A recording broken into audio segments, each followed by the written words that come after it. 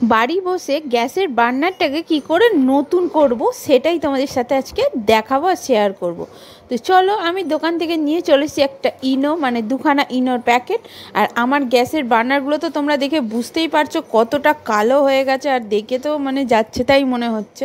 তো চলো এই বার্নারটাকে ঝটপট কয়েক মিনিটের মধ্যে পরিষ্কার করে ফেলি। তো দেখেছো কি অবস্থা বার্নারগুলো, তিনটে ওভেনেরই বার্নারের অবস্থা খুবই খারাপ।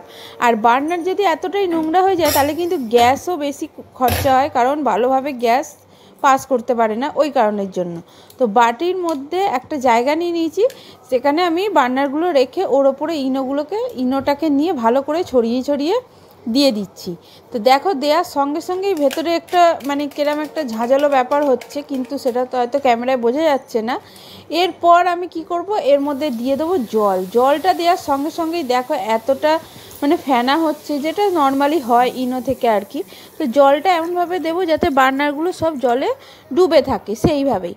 তো দিয়ে দিয়েছি, দিয়ে তারপর আরেক প্যাকেট যে ইনোটা ছিল সেটা কিছুটা পরিমাণ আমি ওই জলের ওপরে দিয়ে ছড়িয়ে দিয়ে ব্যাস বাকি যেগুলো ছিল ওর সাইডে বার্নারে সেগুলো দিয়ে কিছুক্ষণের জন্য এটাকে রেস্ট দিয়ে দিচ্ছি।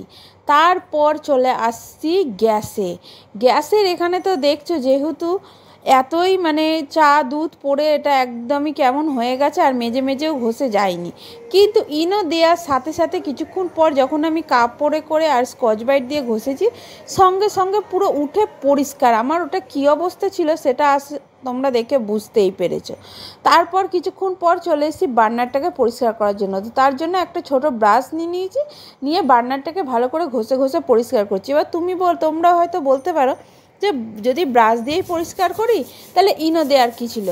যদি তোমরা শুধু ইনো ছাড়া যদি ব্রাশ দিয়ে পরিষ্কার করো তাহলে কখনোই কিন্তু এই রকম নতুনের মতন পরিষ্কারটা কিন্তু হবে না। যদি তোমরা ইনো ইউজ করো তবেই কিন্তু পুরো পিওরভাবে সুন্দরভাবে বার্নারটা পরিষ্কার হবে।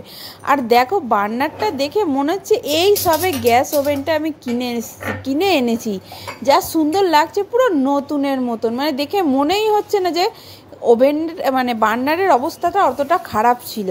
তো দেখো আমার তো এত পরিষ্কার বার্নার দেখে তো খুবই ভালো লাগছে। তারপর সব কিছু কাজকর্ম মিটিয়ে বসিয়ে দিয়েছি চা। দেখো চা করতে আমি বসিয়ে দিয়েছি, আর দেখো কি সুন্দর গ্যাসটা জ্বলছে, মানে খুবই ভালো লাগছে দেখে। তারপরে দেখো বাকি ওভেনগুলো খুব সুন্দর পরিষ্কার, পুরো নতুন নতুন লাগছে দেখতে। তো তোমরাও ঝটপট যাও, ইনো নাও, আর বাড়িতেই বসে গ্যাসের বার্নার ঠিক এইভাবে পরিষ্কার করে নাও। মাত্র কয়েক মিনিটের মধ্যে পুরো নতুনের মতন চকচক